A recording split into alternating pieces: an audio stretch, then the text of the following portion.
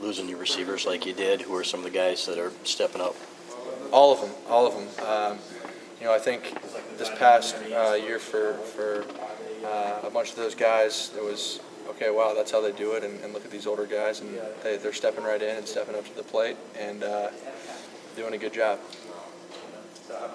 Chris mentioned the other day that a lot of new terminology with Coach Hamilton's offense, and said he likes it because it's more catchy, more easy to remember the terminology, that kind of thing. Is it kind of a team-wide feeling? Yeah, I mean, I think the best thing, the positive takeaway was that a lot of the concepts are the same, and this offense and Coach Pep's terminology is catchy and easy to kind of pick up on the fly, and it's just different. But I mean, it wasn't super hard to understand the last offense, at least for me and some of the guys. I don't know about everyone, but yeah.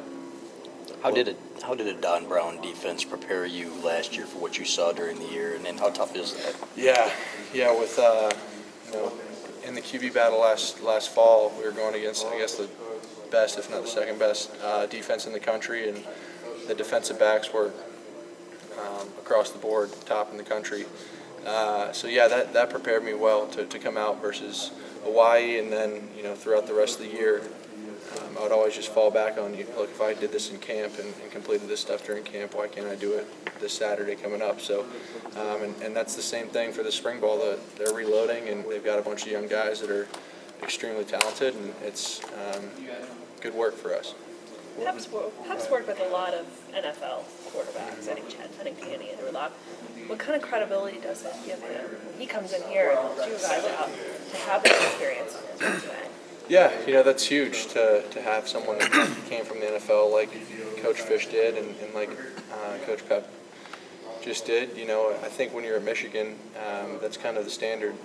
When Coach Harbaugh is going to bring in an assistant, it's not going to be someone you can just randomly grab off the street really quickly. It's the best of the best, the top option, and that was what we got with Coach Pep once Coach Fish left to UCLA. So, that's the good thing about, I guess the good and bad thing about being in Michigan. You're going to have a carousel, a rotating carousel of assistant coaches, climbing the ladder, but Coach Harbaugh is going to keep reloading. So, what was your initial, the first time that you met Pep, and I guess could you walk us through meeting him and kind of just, coming to terms, say, on the quarterback, you're the offense, passing game coordinator. What was that like?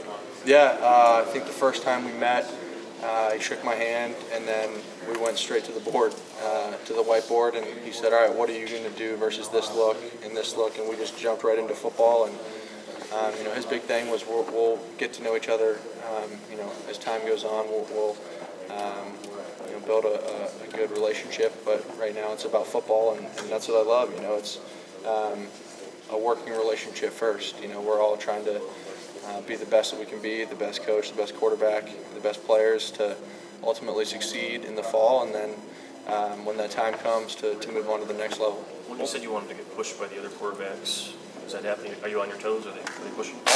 Always, across the board, position-wise. Coach Harbaugh is pushing me, Coach Pep's pushing me, all the quarterbacks are pushing me, Malzone, Sessa, everyone. So, you can't get lackadaisical or complacent, and it's not just the rest of the quarterbacks here, it's the rest of the quarterbacks in the Big Ten that are trying to do their best to be the best quarterback in the Big Ten, and you just kind of have to have that mindset all the time. Is that how you look at it? You want to be the best in the league? We've got a couple of true freshman wide receivers. How have they been coming along?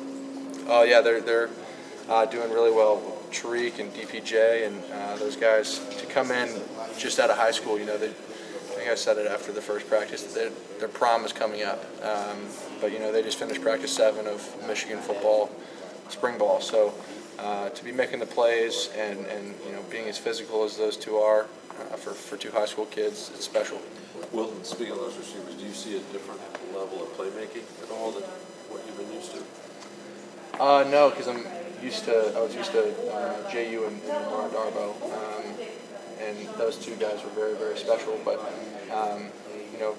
similar to the Michigan coaching carousel, it's the wide receiver and the quarterback, and offense and defensive line, every position across the board. It's okay if we're Michigan, we're gonna lose a bunch of weapons, but we're gonna reload. So